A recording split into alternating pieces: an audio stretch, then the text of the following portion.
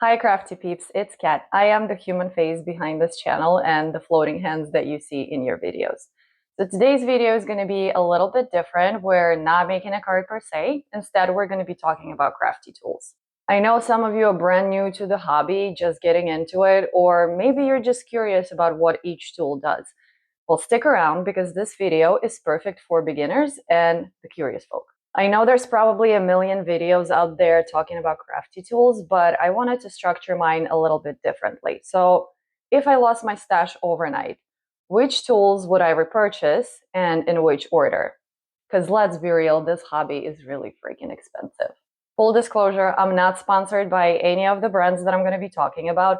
I bought these tools with my own hard-earned money. I just really like them and I use them every time I make a card pretty much. All right, with all that said, let's get started. So the very first tools I would repurchase are a good trimmer and a scoreboard. Let's talk about the trimmers first. There are so many out there of different sizes at different price points, even with different mechanisms of action. But the one I would repurchase again and again is this little guy. It's 8.5 inches, Tonic Studio Tim Holtz one. Now, one thing that all guillotine trimmers suffer from is that if you don't hold your paper firmly in place, the action of pressing the arm down can pull the paper down too, and you can end up with a crooked cut. What makes this trimmer different is that it has a ledge at the bottom that prevents that from happening. It stops the paper from sliding, and you always end up with a straight cut. But wait, this is only 8.5 inches. How do you actually cut a sheet that's larger than that? Well, glad you asked, because for cutting your card bases, all you need to do is score and fold the cardstock first and then make the cut. If you're only going to be making A2 sized cards, so 4.25 by 5.5, I'd say this is the only trimmer you'd need. Now, let's talk about scoreboards. I personally think this is very much an essential tool, and its capabilities and usefulness go beyond just scoring your card bases. The one I have is 12 by 12, but there are smaller sizes out there as well. The reason I got a 12 by 12 is because I also wanted to make my own envelopes, and this one comes with the triangular thingy that helps you make them. It tells you what size of paper you need for what size of envelope and where to make the score marks. Another thing you can do with your scoreboard is create texture on your panels by scoring them all over. Here I scored a panel vertically first, then flipped it around and scored again in a different direction. My favorite way to use a scoreboard, though, is to help me line things up. All you do is put your card base in the very corner of the board and hold it there. Then take your card front panel and put it in a corner as well, and then carefully press it down. Next on the list is a stamp positioner slash stamping platform. This is a Misty, but there is a bunch of stamping platform out there. One of the more popular ones that I can think of is Altenew Stamping Wheel, but I haven't used that one, so I can't attest. But this little baby is a true game changer for your stamping. One thing I want to note here is that I have a sticky mat inside my Misty that I had to purchase separately. The Misty itself comes with a foam pad and some lined papers to help you with alignment. There are at least 3 sizes that I know of. There's a mini one, which would really only fit one A2 size panel. There's an original, which is what I have. And then there's an extra large one, which I think is 12 by 12, but that one is more for scrapbooking. When you freehand your stamping, it doesn't always come out looking its best, and you can't really go back and re-stamp your image. I mean, you can certainly try to line it up, but chances are you're probably going to be off and mess up the stamping altogether. What a stamp positioner does is allow you to stamp your images multiple times in the same spot. So if you missed a spot, you can go back as many times as you want until it's perfect. You can easily stamp multiples by just rotating or moving your cardstock, and you can also use the grid lines on the door to line up your stamps to make sure that they're straight. Up next on our list is a heat gun.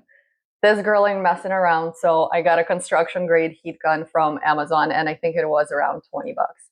And it works splendidly. It gets very hot very fast, and it melts embossing powder in seconds. That goes to show that you don't always need the most expensive tool on the market.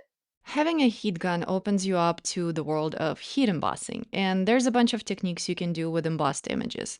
The simplest one of them is embossing your sentiments, of course. You do need to use either a clear embossing watermark ink or pigment ink to make that embossing powder stick.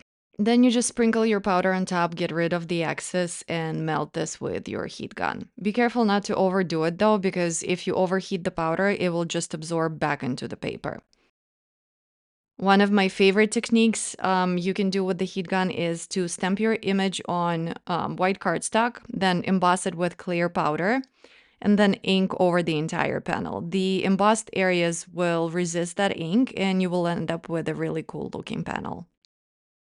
Now let's talk about something that will probably cost you the most amount of money for this hobby. This little guy, it's a die cutting machine. I think there are two types out there currently, at least I'm not aware of the third one. The manual one where you crank a handle like this, or an electric one where the machine does all of the cranking for you. You just press a button. If you do have mobility or joint issues, you might want to consider the electric one, but those do tend to run more expensive than the manual ones. This is Spellbinder's Platinum 6, and one of the reasons I got this particular model was its compact size. The sides kind of fold in and out, and you can easily store it away in the closet where it won't take up much space. If you plan on sticking around with this hobby, I would suggest looking into how your potential die cutting machine would integrate with other craft systems like a hot foil machine or a better press system, for example. Platinum 6 works perfectly with the Glimmer foil machine and the better press, which was also part of the reason I went with this particular model. Definitely do your research here because this is an investment and you do want this machine to last you as long as possible. So the way that most of the die cutting machines work is through applying pressure. There are heavy metal rollers on the inside, and when you roll your platform with the plastic plates through them, the pressure from the rollers will press your metal dies into your cardstock, and that will cut it into the shape of your die. So basically, the cuts are made with pressure. Now, the most obvious use for this is to die cut your images or greetings, but there are so many more things you can do with this machine beyond that. You can dry emboss with the embossing folders, and that will give your panels all sorts of texture. You can emboss with your stencils and with dies too. You will need a flexible embossing mat for the stencils and the die techniques though, but most of the machines nowadays come with that already. When you use this flexible mat, the die will not cut, but will instead make a very deep impression in the cardstock. And the same thing for the stencils. The pressure from the rollers will press the stencil into the paper, and that will create an impression. The effect from stencils is way more subtle, though, compared to embossing folders or dies. Next, let's talk about small things that make your crafty life easier. Pokey tool, this is pretty much just a needle on the end that helps you pop out the dice. Gem picker to help you put embellishments on your cards, and the reverse tweezers. Your die cutting machine might already come with a pokey tool, and this will help you pop out the more intricate dies and the small pieces in between the cuts. There are many variations of this tool out there. The one I have has a needle and a wax end for embellishments. And my gem picker itself also comes with a scoring end, and this one is useful not only for handling your shinies and bedazzles, but also for tiny die cuts. Reverse tweezers work the opposite way that what you might be used to. So you squeeze to release and they stay closed by default. These are super handy for placing greetings on your cards and handling small die cuts as well. Last on my list is a large sticky mat. As you can see, this one is very well loved and very well used. Do you absolutely need this? No, not at all. You can do without it, but it does make your life way, way easier when you're ink blending your panels or inking up your die cuts. There are so many sizes out there. I got the 9x12 Altenew one because you can fit multiple panels on it at once. Or if you're blending one panel at a time, it can also hold your ink pads in place, so you don't need to buy a separate ink pad holder. Once you put down your panel, it really doesn't move. It's also great for laying out and inking all of your small die cuts all at once. If you hate inky fingers, this one is definitely for you. It's made of the same photopolymer material as your stamps, and it's pretty sticky. And once it starts losing its stickiness, all you gotta do is wash it in some soapy water. But guys, wait until these things go on sale because they can be very expensive. Now, I didn't include cardstock in my list because for me, it's not really a tool, it's more of a consumable, but I think it deserves at least a mention here. Now, if you're new to this hobby, if you're just getting into it, you're not sure if you're going to be sticking with it, then of course it doesn't make sense for you to buy expensive cardstock. But if you're at a point where you're like, I love this, we're going to be doing this for a while, then it does make sense for you to invest in good quality cardstock.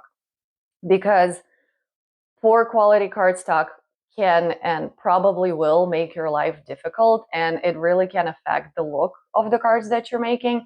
Good cardstock really elevates the look of your card.